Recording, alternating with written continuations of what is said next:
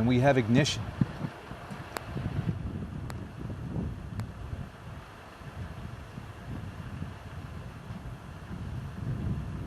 And we have liftoff of an ILS Proton from the Baikонур Cosmodrome in Kazakhstan with the TurkSat 4B satellite on board.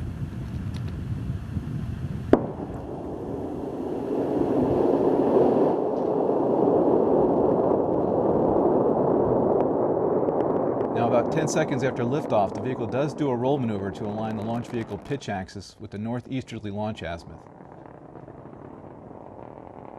Unfortunately, with the cloud deck there, the vehicle is now out of sight of the cameras, but the vehicle will soon experience maximum dynamic pressure, or max Q. Now, this is when the aerodynamic stresses on the vehicle in atmospheric flight are at their peak. And for Proton, max Q occurs about 1 minute and 2 seconds after liftoff and at a velocity of Mach 1.6. And it's sometimes accompanied by visible condensation if atmospheric and lighting conditions are favorable, which unfortunately today they're not.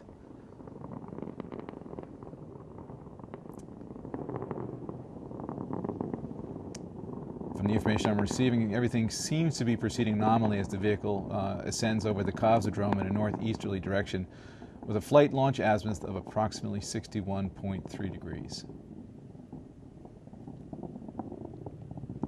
We're about 90 seconds after liftoff.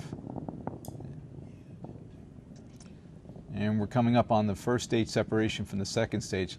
Now that's set to occur at 2 minutes into the flight. And on clear nights, unlike tonight, observers in the Baikонур Cosmodrome may be able to see a bit of a halo effect of light as the second stage engines ignite prior to the separation from the first stage. Coming up in 1 minute and 50 seconds after launch. First stage shutdown should occur in about 15 seconds.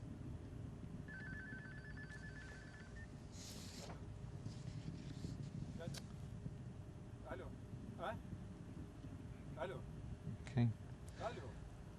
And I'm waiting for confirmation of the ignition of the second stage and a good separation from the first stage. Unfortunately, we can't see it today, so we're waiting for the data to be relayed back to the comm center. Okay, and I do have confirmation of a good ignition of the second stage and a good separation from the first stage.